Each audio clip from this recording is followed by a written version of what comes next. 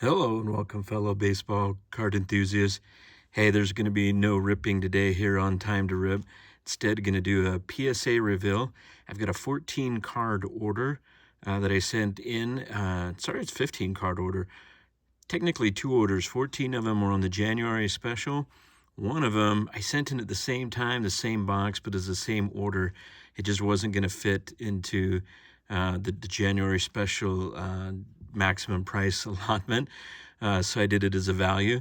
It's actually really funny. The 14 came back a couple of days and finished a couple of days earlier than the value, which is a more expensive return on it. So I'm going to tell you this one's going to be a little bit brutal. I'm not sure if I learned a lesson here because I'm not sure what went wrong as of yet. I have seen these grades. It's just too tempting with the app and that when they say they pop to take a look at it. So I've had a few days to sit and ponder over it. It's my first time seeing them in person, but I did something wrong. So it's been one of the worst returns that I've had. But let's start off on it, and I'll show you what we've got. First card is actually not part of this. This is Tom Glavine, an 89 Topps Tiffany card. I actually picked this up on eBay, and it just arrived at the same time the PSA did, so I thought I'd share a little Mailday with it, something here for the PC. And it's nothing overly special. It was just a near mint 8, but I thought it looked really good. Caught it, I think, for $6, $7 is all, and $3 shipping. It did scare me. The seller sent it eBay standard envelope, and I thought for sure that was going to get damaged on the way. You're not actually supposed to do graded cards in that, but he did, and it arrived. And I couldn't find anything wrong with it, so no problems there. Gave positive feedback since it arrived well, but boy, that's scary. Don't do that. So I'm kind of settled Tom up over here in the corner. We'll get to the first one. I've tried to be a little more exclusive or pickier about what I sent in. I really haven't done any of these black golds that much because I know they're so hard. They sometimes offer value. I think I got stuck up in the Corbin Carroll hype a little bit, but sent this Corbin Carroll card in out of Topps update. I just noticed as I'm looking at this for the first time, there's a slight chip in the lower left hand in the back. I don't think I would have sent that in if I had, and I usually look at these pretty clear, so maybe that when I sleeved it up that final time to put it in the card save or something, it got that. But it came back in 8.5, so probably just very deserving there. But I'm guessing it was that back corner. Although, when did 8.5s become a thing? I'm not sure. So a little bit of an L for me on that one. Second one here, let's see. Okay, this is a Matt McLean. This is going to be out of a Sapphire. Again, I go a little geek out on these. I get the magnifying glass out. I put the gloves on. I get a brand new microfiber cloth, and if I see any gunk on them, I take it off. And I didn't notice a darn thing with this one. So this was my biggest loss because it was a 6. So that was the biggest hit there. Not an extremely valuable card anyway. I mean, he was one of the better with a true rookie in update, but didn't work out. All right, Spencer Steer. This one is out of Gilded. So I did some Gilded in there. Rookie card out of 99, just the kind of the base out of Gilded. And that one did another 8.5. So I actually had 2 8.5s and a 6 in there. And when did 8.5 become a thing? I didn't know they really did that. So although I got an 8.5 on something a while back. So keeping with the Spencer Steer theme, this was had another hit out of him in Gilded. I think he did 4 boxes of Gilded. So this was the gold etch yellow auto out of 75. Still a beautiful card. On card autos, those can be a little condition sensitive, but this one came out of 9. And for this order, I'm taking that as a win. I'm going to actually put him kind of up there, old Spencer. All right, Jose Altuve. And this one, I probably normally wouldn't send an Altuve one in because he's got so many cards out there. But the Gilded, it's the gold etch auto blue out of 50. You can see that down there. and it looked spotless. And even though, I don't know if you can see this on camera, as I kind of turn it, there is actually a dimple right there. And I normally, I probably knew that one was there and decided to take a shot at it anyway. And that one actually paid off. Even with the dimple in the surface area, picked up a 10. So I could not find that looking at the Matt McLean in the pictures. I haven't inspected these in person yet, but there's an Altuve. So first 10 there. And then I had a couple of Nolan Jones autographs we hit, that I hit. This one, Topps Chrome. I actually think I pulled this out of Update. I think they had some... just the regular Topps Chrome that they put in the update series. So this was the purple speckle out of 299, and that one got a 9. So I can live with 9s. I usually hit about a 70% gem rate. The last 2 orders haven't been so great. I'm kind of rocked my confidence in what I've been doing. But 9, I figure you assume a 9, even if it's perfect, and then hopefully you get a 10. It's when you start getting below that I don't know what's going on. All right, second Nolan Jones. This one out of Chrome. The Aqua Wave out of 199. I think this one also came out, I actually pulled out of Update, even though this is Top Chrome and that, because they had some Chrome cards in Update. So out of the 2 of them, though, this one was a 10. And that's the one you want to get the 10 out of, the lower numbered. So I'm going to call the Nolan Autos kind of a win there. All right. If you're following the channel, you saw me open Sapphire. This was a Josh Jung Sapphire. Josh Young. The J always throws me out. I know it's Young, but I see that J and I pronounce it. So the orange and Sapphire selections out of 25. It's not the auto. I think I said auto. This one was not. That was something different.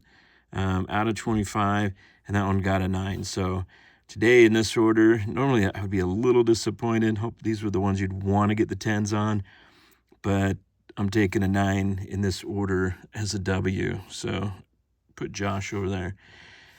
All right, next one is Michael Harris 2, MH2. This was out of my 582 Montgomery. It was the only one I sent in. These ones, actually, I looked at a few, like the Adley, the Gunner, and thought about sending them in. Grading them doesn't add a ton of value to these ones, even if in a 10, and with the risk of a 9 being kind of less than raw on some of these, I didn't bother. And plus, with the paper and all the speckles and that, a lot of them I could see problems with. I just didn't think I'd do well.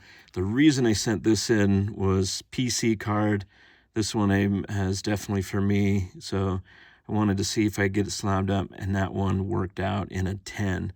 So I will take that. I'm going to put, sorry, Tom, we're going to cover you up, Sarah. So I did a couple of flashbacks that I pulled in here. First one's a Trout. This was kind of I think one of the later orders that I've got to stop just sending Trouts because they're Trouts. But since it was flashback, it was Intimidators. This is the common one, though, out of flashbacks. I sent that in, and it got an 8 on that one. So totally threw me off on that. And I don't know, I'll have to take a better look at that one because I do not see what went wrong there. Next one was a Gunner. I thought this was worth a shot. This was also a common out of there. So just a Gunner, the Intimidators, the common, and that one was also an 8. Things I'm in a bit of a slump here. Need to get out of the grading slump. Next one's Ohtani. Figured Ohtani, get a good grade. The finest flashbacks. This one was it was still the common, wasn't it? It wasn't the gold. So that was an Ohtani. Did a little bit better on this one. At least picked up a 9 on there. So we'll just set him in the pile here. And then 2 more flashbacks. This is a Gunner again. This one is the rare one. So the Gamers. And I think I already revealed that, so I pulled it out. This one I did well with. At least got a 10. So that helps out in there. So we'll put him down here. All right, last one in the value order was his Griffey Jr. It was the rare, and it was the gold refractor. or the gold, not the refractor, but the gold. And that's why I sent it in with it being junior, being gold. Got labeled wrong, and I went back on the order, and it surprised me. I didn't have it as gold on the order, but that's okay because it came back an 8, so not worth relabeling or reslabbing or anything. Although I'm not, I do think they put gold on, or gold border on these, but not 100% sure when they're supposed to be. So kind of another L there. You can see the pile of 8s and 8.5, and the 6s at 8.5 is what is this, 2, 4, 6, calling them losses in here out of the 14. And then there was what was it, 4 10s, I think. I haven't finished the last one, so yeah, 1, 2, 3, 4 10s, and then the rest 9s. So kind of a hard one in there. Now I did save the best for last. Again, I sent these in at the same time in the same box. This was in the as a value though, maybe even a value plus. I pulled this out, a logo fractor that I picked up from the MLB store, New York City. It was an online, phone order. Called them up. It was, I think, right before Christmas. They were selling some logo fractors in bundles with like Update and Series 1 and Archives or something like that, I think. So I got a few more boxes, and this was the big hit out of it. This is the only one that I sent in. The Gunnar Henderson short print. It was going raw for over the $250 that you could put in that January special. So I knew, and I thought the January special was supposed to be, 6 weeks, 57 days, 60 days, something like that they were anticipating it. So I thought, well, I'm going to get upcharged on this. I might as well put it in, pay for it, and get it back sooner. And it actually came back later. This whole thing arrived on January 10th, and I've already have it back. So they are cruising at PSA. But this was a big make it or kind of break the difference in it. And this one actually was a big win, came out at 10 for me. So that was the 5th 10. And I'm going to stick him right front and center. The 5th 10, so like a 33% gem rate, 5 out of 15 10s. Quite a few L's on there. And the rest pretty good. I mean, if you get a 9, that's I consider a 9 good. You want the 10s, but I feel like you've done your job in evaluating them if it picks up a 9. So let me know your thoughts, what you think.